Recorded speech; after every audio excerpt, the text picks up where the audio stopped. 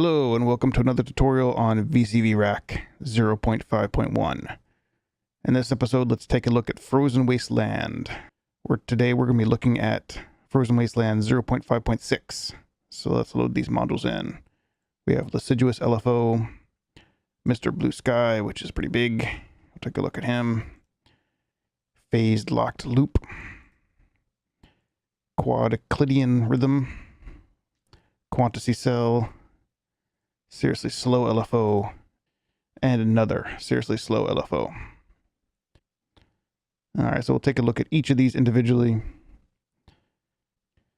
Okay, we'll start with the easiest ones and work our way to the more complex ones. So let's take a look at these Seriously Slow LFOs. So we'll just get rid of all these other ones and focus in on these. Now up top here we have kind of a standard setup from before. If you've seen my other tutorials, we have our audio driver, which is powered by a VCA, which has a VCO coming into it, and then an ADSR driving that VCA. So you kind of get this beeping noise, as you can hear there. Just something to listen to. And we'll be hooking this up to whatever we explore as we continue in our journey learning these modules. All right, so let's focus in on this one. So this Seriously Slow LFO, it's basically a LFO similar to the LFOs you've seen in the fundamental, the simple LFOs. So here's a simple LFO.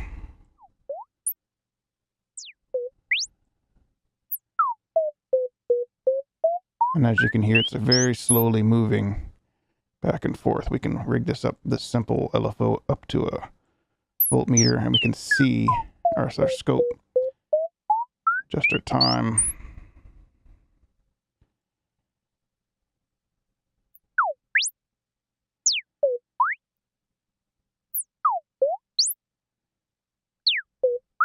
And you can see that it's altering this VCO's pitch pretty dramatically up and down. Let's hook this up to a attenuator actually. So we can attenuate the signal going into our VCO so it doesn't go from low to high so quickly. We can tamper it down with the attenuator. Alright, well that's the basic LFO. Now what is this Seriously Slow LFO? Well, it's pretty similar, it's just very slow. So it's got the same sine, triangle, saw, square wave. But if we go look at it,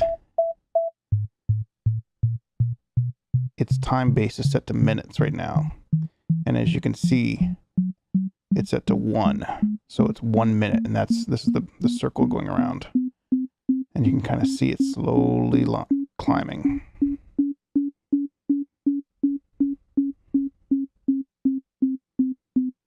Now slowly falling.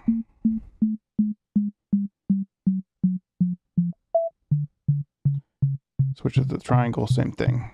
Same as we've seen in the fundamental LFO, it's got a triangle output, saw, square, and so on. It just doesn't go any slower. Now this duration knob, this goes from 1 to 100. So in this mode, it's going from 1 minute to 100 minutes. That's pretty long, but it can actually go longer because you can click this button right here, and now it's going from 1 hour to 100 hours to do a full cycle. So if you want it longer than that, you can go from 1 day to 100 days, or 1 week to 100 weeks, or 1 month to 100 months. Now, if this is too fast for you, and 100 months in a 100-month song isn't slow enough, then you can actually go back to Frozen Wasteland and choose this one, the CDC one, which is exactly the same, except that now you're dealing with a time base of years, centuries, millennia, ages, eons, the universe age, and the heat death of the universe. So you can go from 1 heat death to 100 heat deaths. The heat death of the universe is actually when the atoms decay because of expansion. It's a pretty fascinating topic. It actually happens in 1e to the 1000th years from now. Very long time from now. Scientists predict there'll be heat death. So anyways, this LFO will take that long to complete one cycle, is the theory. So super nuts. The universe age is actually 13 billion years. So this is one universe age. So this is 100 of the universe ages. And I believe this is 100 million years. And this one's 10 million years. Something like that. Anyway, super nuts. So you can make some ridiculously long songs. Very avant-garde. Alright, that's enough of that madness.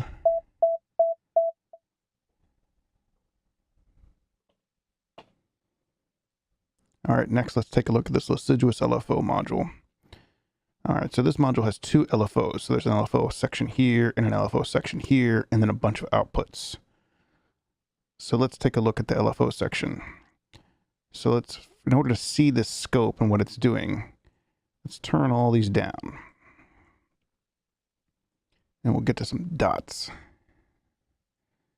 So now we should have basically both are off. So if we turn up the amplitude of the first LFO a little bit, and then we adjust the X. So now it's going back and forth in the X, as you can see. This line is going back and forth, but the Y is not doing anything because the Y is static. The Y is off. Now if we slowly raise the Y, you'll see it's bouncing back and forth. So it's almost like a sideways scope. Now if we do it the other direction and we turn up the Y, so now we can see the Y is bouncing back and forth, and then we can slowly raise the X. Now it looks like a normal oscilloscope, but it's bouncing. As you can see, it goes to the edge and bounces back. Now this amp just adjusts the height of this curve. So pretty simple stuff. Now what Lissajous means, to clarify, I didn't know myself. You can actually search this up on YouTube. There's actually a whole bunch of videos talking about Lissajous patterns on oscilloscopes. They're basically these curvy patterns, and there's a Wikipedia page that talks about the math behind these crazy curves. But it's basically, as far as I can tell, it's a bouncing oscilloscope, in layman's terms. I'm sure it's more complicated than that, but whatever. So now you have two of these, actually, not just the one. So you can actually turn the amp up on this one, and you can make this one bounce too. Let's make this one bounce on the Y. Let's make this one bounce, or sorry, in the X. So we'll make the X fast, and then we'll make the Y slightly slow. So it's bouncing back. The X is bouncing back and forth on the second one, and the other one is bouncing faster in the Y. So you can see the two curves moving around like that. Now what makes this, and these are all CV controlled, so you can actually input CV into each of these to control these knobs, of course.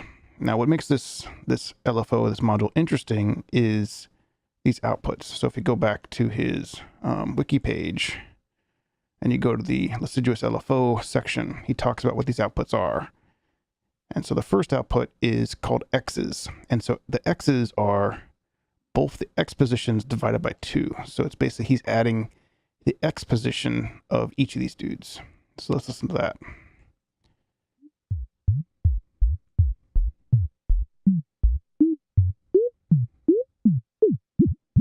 So here I'm ramping up the X on this one. So it's moving super fast. So X is obviously this way.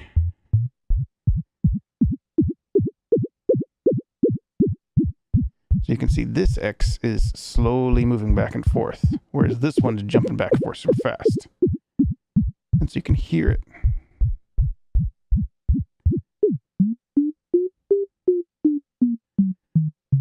So if I just turn this X off, now we're just hearing the one LFO, and it's kind of a standard LFO now. And the Y's are ignored because this is just adding X's, this output. Now there's another output called the Y's, which is the second output, which is just the Y's. So if we hook that up to our volts per octave, now it's just looking at the Y's. So pretty simple. Now there's another one called the X's plus Y's, which is both the X's and Y's, obviously, divided by 4. So this is going to get all of them, everything you do. So we got 1 going really fast. 2 going really fast.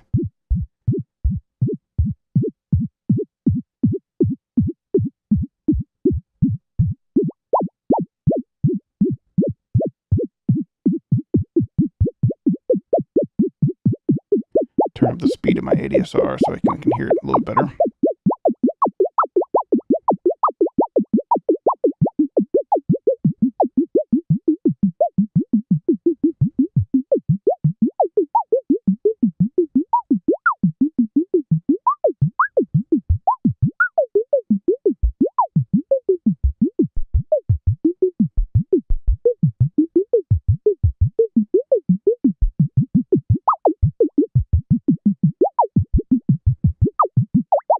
Sounds kind of funky.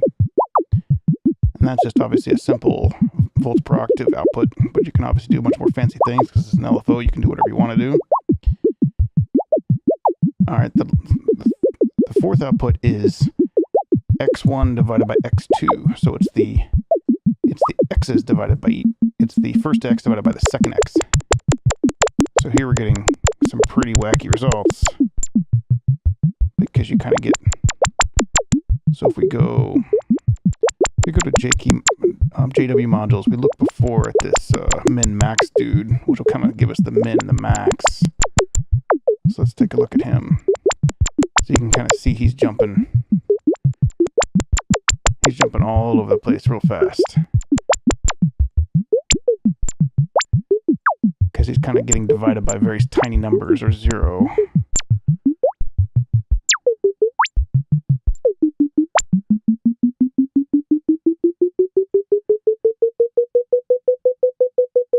So here it's the x's, but the x's are moving slow.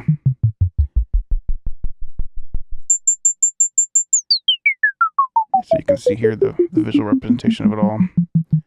Hook this up to the scope if you want. So you can see the time is really slow on it. So you can kind of see these, like, they almost look like math graphs where you're reaching infinity. Bump the scale on this graph so you can see the infinities happening. It's probably not that pleasant to listen to, but whatever. So the other output is the y's divided by each other. So it's going to sound pretty similar and look pretty similar depending on what you're doing. So I think if you want something fairly normal, the x's and the y's added together are pretty sweet. Or maybe just the x's or just the y's. But overall, it's kind of a neat little module. You can do some kind of cool patterns. Alright, that's enough of that madness. I'll put you over there. Alright, let's continue our journey in the frozen wasteland. So we looked at Lissajous and we looked at the seriously slow LFOs. All right, so let's look at the rhythm. I think that's the next most easiest one to understand. All right, so this module has 4 different rows. You can see this row 1, row 2, row 3, row 4. And each row corresponds to a set of controls. So this is the controls for row 1. These are the controls for row 2, and the controls for row 3 and 4. And at the bottom, you have some outputs and clock. So let's take a look at how this works. So let's hook up the output of here into our gate, because this is kind of the best as a gate control for ADSRs. And nothing's happening because we don't have a clock. So let's go and make a fundamental LFO to get me a clock. So now we can see the clock's moving. So this green bar is moving across. And you can hear it beeping whenever it hits these yellow notes. Now I can't click here. You know, it's not like a normal sequencer. I can't click. But what I can do is move these knobs. So I'm just working with output 1 right here. So if I control these knobs, see now the divisions is basically at 4. See, there's 4 divisions now. 1, 2, 3, 4. So now there's 8. And you can hear the thumping. And if I turn it all the way up, now there's 16. Very exciting. So not too complicated. Now let's say I'm doing the, every fourth beat. Now I can do the offset, which moves them. So I can offset them from each other, which is kind of interesting. I can also adjust the number of steps. So now this one has half as many steps as this other one. You can see these are kind of grayed out, so they don't actually execute. But the number of divisions still kind of holds true.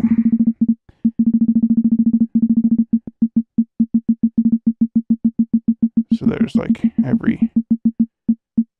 there's a half beat, there's none, or just one really. So it's kind of like an auto divider for a step sequencer. Now, of course, the interesting thing is you can go and make some LFOs, and then you could hook this up to divisions. And go ahead and turn this down. Let's see if we can get this thing working. Yeah, there we go.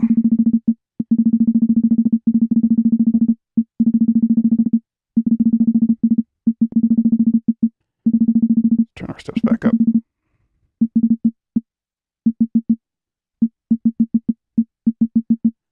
Make another LFO and put it to offset. So you can kind of make some crazy random stuff, obviously. And you can change the number of steps dynamically. Just even doing that alone.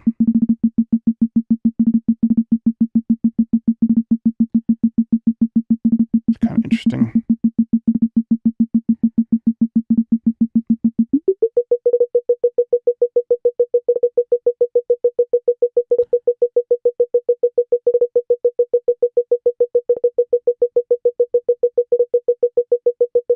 And of course you have 4 of them, so you can kind of make patterns. I won't bore you exploring all the 4 because they're all the same. So it's kind of just a little pattern generator. Automatic pattern generator. Kind of interesting. Alright, enough of that. Let's look at so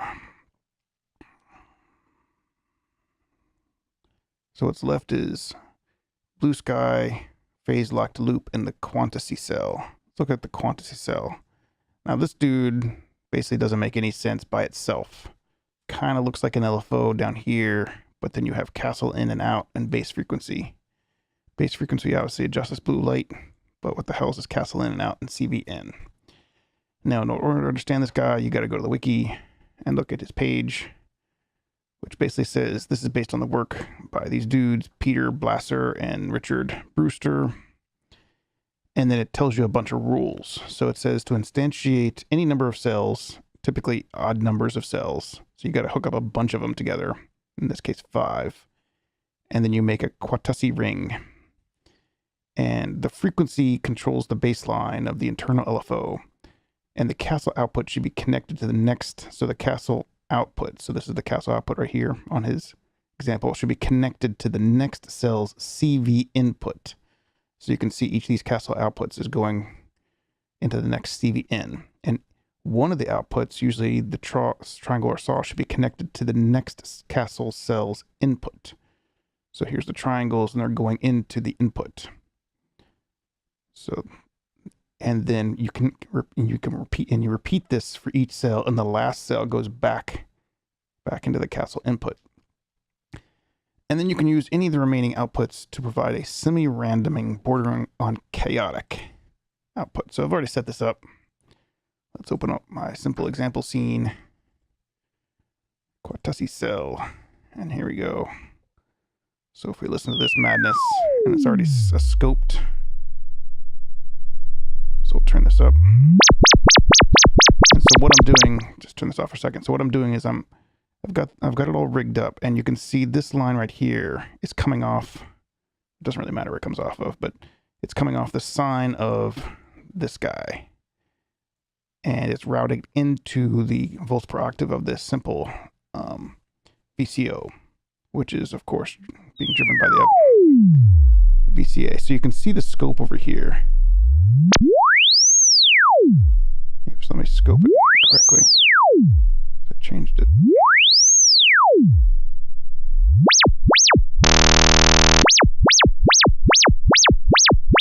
So this is pretty chaotic. You'll see it. And what's interesting, it's not just random chaos. It's actually a specific frequency LFO, slow or fast, for a random amount of time. So it stays at that frequency for a while. It's almost like it latches on to a specific LFO frequency for a while. And then after a certain point, it says, okay, I'm going to switch to a new LFO frequency. It's kind of neat.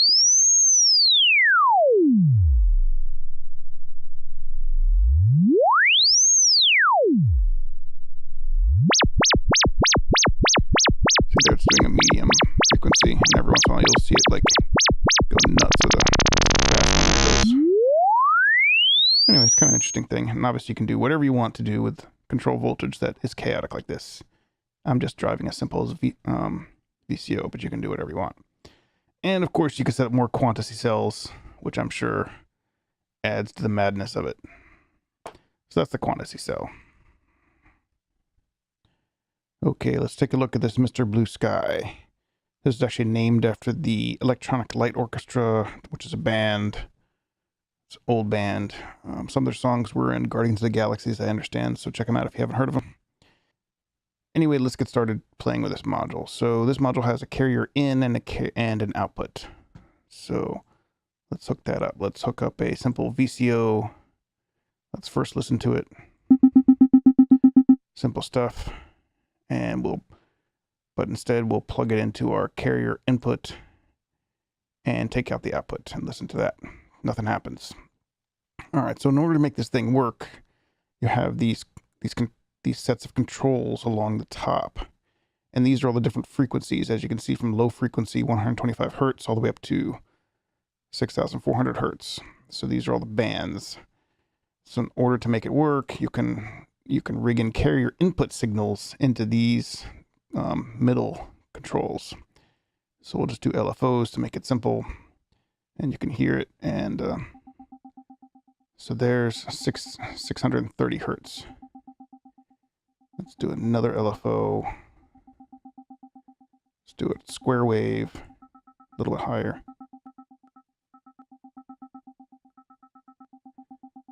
Turn up the gain on this one. Turn up the output.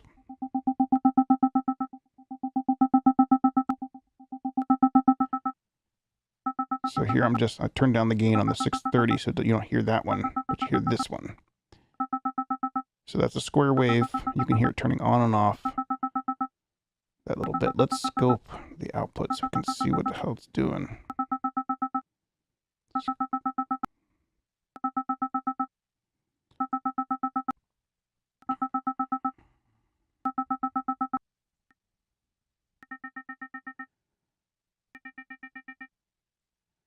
So as we jump this to higher and higher frequencies, you can kind of hear it go higher and higher pitch.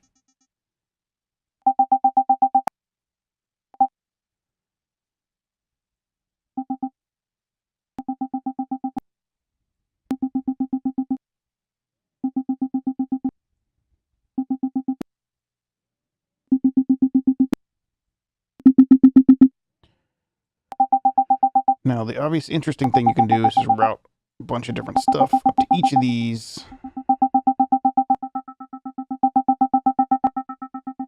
Let's get another LFO in here for fun.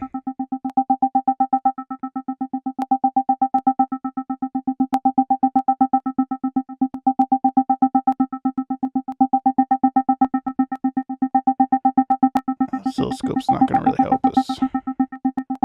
This module's too complex for an oscilloscope to think about. So you can kind of hear just going crazy with all these LFOs operating at the altering and boosting the different frequencies of the input's carrier signal.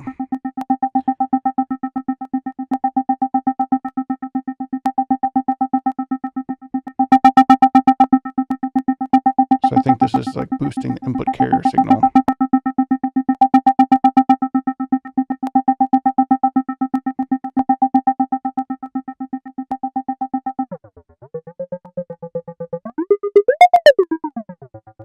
I'm changing the frequency of the carrier signal here.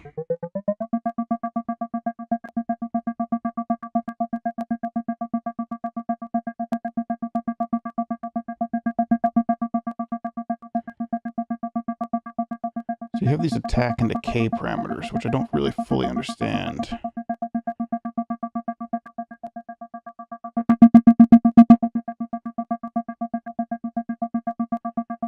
You also have this Q parameter, which upon reading this, he doesn't really explain it on the wiki, but I looked at the code and he's talking about using this formula for frequency control, which talks about frequency Q and peak gain. So if you go search that up, it's called the quality factor of the Q factor, which is explained. We'll just show off this guy's very brief video. He talks about filtering 101, so go look at his video if you want to learn more, but I'll just play the first few seconds. Hi, my name is Matt Duff, and today we're going to talk about Q, or the quality factor of a filter. So Q is just a measure of the peaking of a filter. So up here I've got an example of a low-pass filter. It's got a Q of about 2. If it had a higher Q, then we would have a higher peak. Yeah, so there. You can go watch his video for more fun on Q. So if you want a higher peak, you can adjust these Q things. I don't know if we can easily hear it, but...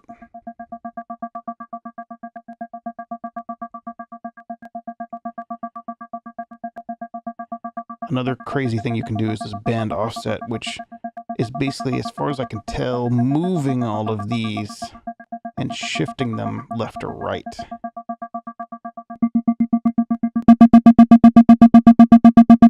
Loud.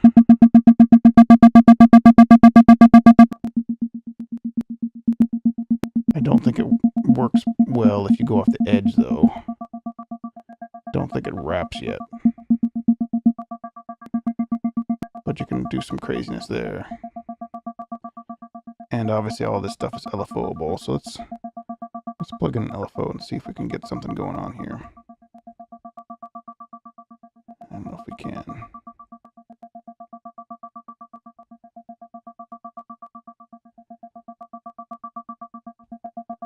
Doesn't sound a lot different to me.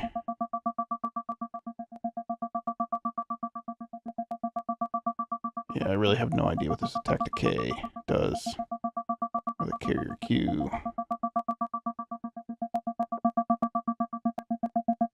But whatever. You kind of get the idea. So basically you can do bandpass control with carrier input. Oh, there's also a mod out. Let's listen to that. When I was playing with this earlier, I couldn't get this to work. Yeah, see, it doesn't seem to do anything. I don't know why. I don't know what the mod out stuff does. Let's scope it and see if there's actually any values there. And there's nothing. Yeah, so for whatever reason, this mod out row doesn't seem to work, but whatever. Anyway, it's a kind of a neat module. A little bit tricky to use in my opinion, but does some things that we haven't seen before, which is kind of neat. All right, let's move on to the last module.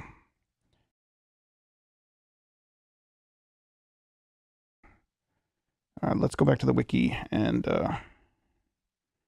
take a look at the phase locked loop PLL. So this is inspired by Dofier's A196 PLL module. And he says this is a weird module, can be kind of fussy. Recommend reading this crazy guide. So if you go search on this module, there's actually a YouTube video. There's actually a YouTube video by Mylar Melodies, and this guy's really good. He reviews a ton of physical hardware and does a really good job with this video. So I recommend if you haven't checked him out, I highly recommend it. We'll play the first few seconds of his video, but I do highly recommend checking out this video if you're interested in learning more about the phase locked loop module. At the dot for A196. We'll just play the first few seconds. PLL.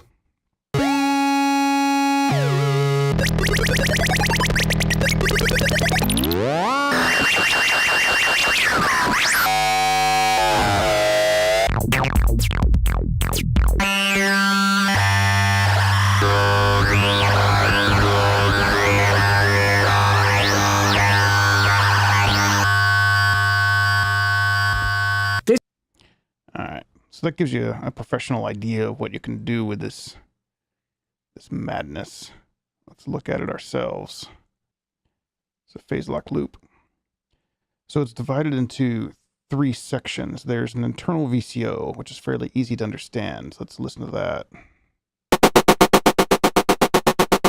And it's got a frequency right here. Let's scope it.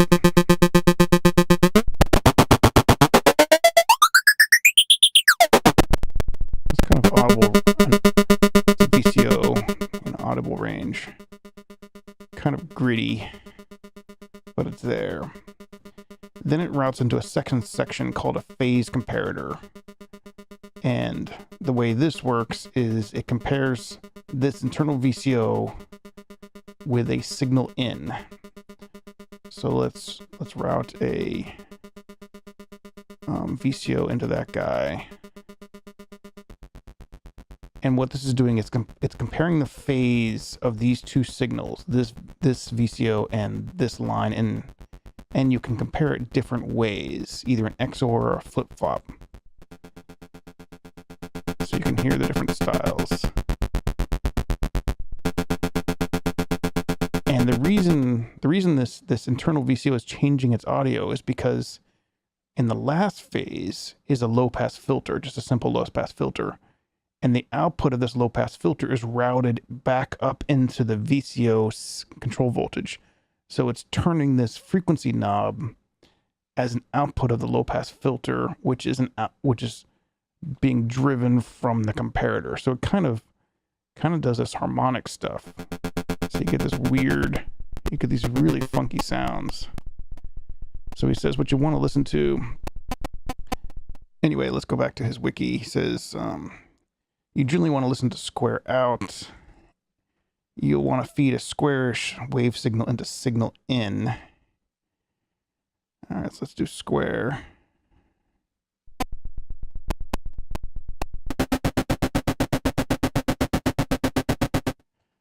And let's see. You can create a warble effect in highest craziness.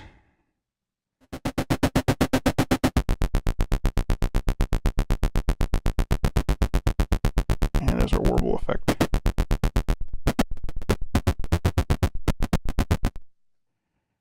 Alright, so external in overrides. So you can also do the external in, which is for this right here.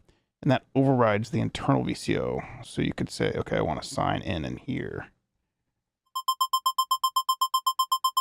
Which then you'll probably have to listen to LFO out to get anything interesting.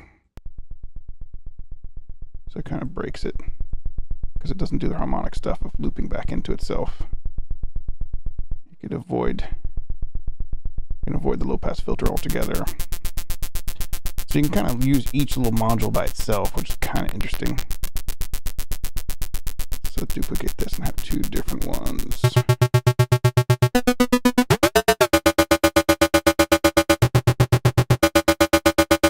here's a sine wave compared with a square wave operating at different frequencies. And you can low-pass filter them.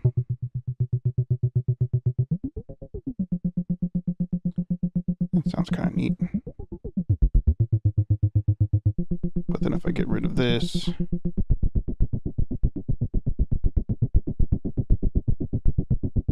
I think that sounds pretty good.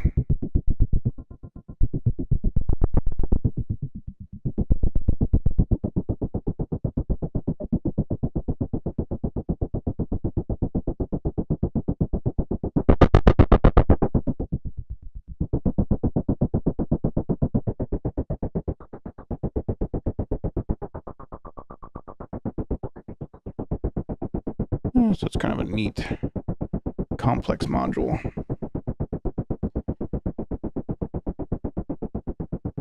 And I think that wraps up our tour of the current state of frozen Wasteland. This guy seems pretty active, so I suspect there'll be more modules in the future.